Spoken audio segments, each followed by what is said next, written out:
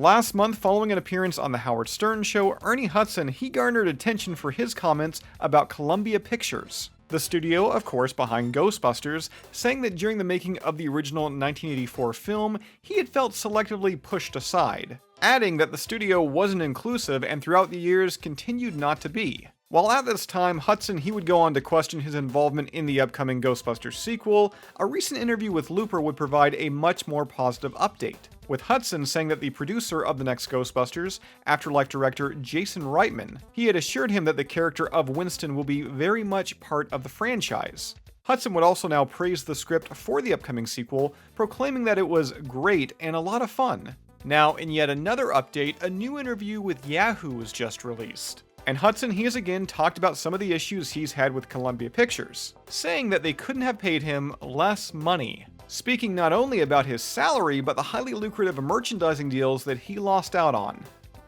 I know so much of this business is about how you're perceived, and the perception is that certain people deserve to make outrageous amounts of money, whereas other people who work just as hard and may have more credits are not thought of as deserving in that way, and the studios are insulted, they would even ask for it.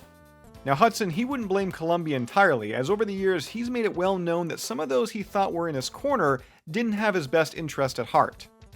When you go in to negotiate thinking people are going to do the right thing, you sign a contract without really being able to read and understand it, and you rely on agents who don't really care about whether or not you understand it. A lot of times, they're just happy to have a client get a job and aren't looking out for your best interests. Then you look around and say, why don't I get any royalties from all this stuff that has my face on it? And they go, oh, that's not part of your deal. That was a really hard awakening. I was a single dad then too, and I was focused on getting the job. You think that people are protecting you and they aren't. During last month's Howard Stern interview, Hudson he was quick to praise his co-stars, saying that Bill Murray, Dan Aykroyd, and Harold Ramis, they were all welcoming and inclusive, and he'd revisit that talking point in the Yahoo interview, further elaborating on Bill Murray, saying that he's always had his back. A lot of things have been said about Bill Murray, but from day one, he's been like, Ernie, I got your back.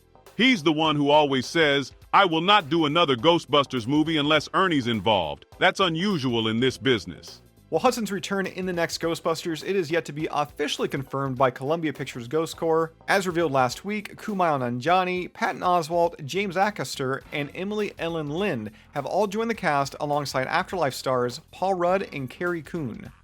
For future cast announcements, be sure to keep it locked to GhostbustersNews.com, and if you haven't done so already, subscribe right here to our YouTube channel. That's all I've got for you here right now. If you'd like to join up with Ghostbusters News, check out our Patreon page. A link to that is down below in this video's description, and we'll see you right back here next time.